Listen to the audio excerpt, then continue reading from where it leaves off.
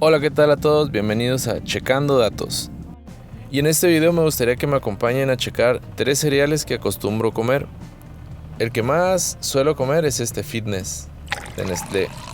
El segundo cereal va a ser Trix y el tercero Choco Crispies. Sé que lo promueven como un desayuno perfecto y para empezar el día, pero yo siempre lo suelo comer en la noche. Voy a usar el mismo tazón en los 3 cereales para que la porción sea muy parecida. Vamos a pasar a Checando Datos. 92 y bien estable antes de este cereal. Y bueno, aquí ya pasaron 30 minutos más o menos. Vamos a ver cómo reacciona este cereal en mi organismo. Checando datos. 147. Yo le tenía fe a este cereal. No pensé que fuera a subir tanto, pero vamos a seguir checando. Ahora le toca el turno a Trix de Nestlé. Pues Trix tiene forma de frutitas.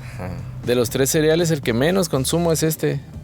Siento que las frutitas no tienen el sabor así de cada frutita. Ese sería un buen toque, no sé. Saben igual y se ve muy bonito, muy colorido y todo, pero no es mi preferido. Y lo escogí porque a mi esposa sí le gusta ese cereal. Ahora pasamos a Checando Datos. Ups, creo que aquí hubo un errorcito, pero ahorita voy a agarrar. Checando datos, 93 y bien estable. Ahora pasamos a degustar esta chulada. Y bueno, ya que pasaban los 30 minutos, sí me da curiosidad por saber cuánto subió o bajó. 130 y ya perdió la fuerza de la subida, así que pues no estuvo tan mal. Melvin Choco Crispies. Este sí es uno de mis favoritos. Este sí lo he consumido varias ocasiones. Y en otra noche vamos a checar datos, a ver qué tal este cereal. Checando datos, 103 y bien estable. Antes de este cereal, así estamos. Se supone que es arroz inflado, por eso yo pienso que va a subir el nivel. Por tratarse de arroz y chocolate. Y bueno, ahora sí, ya que dejamos pasar 30 minutos desde que me acabé el cereal, vamos a pasar ahora a lo interesante que es Checando Datos.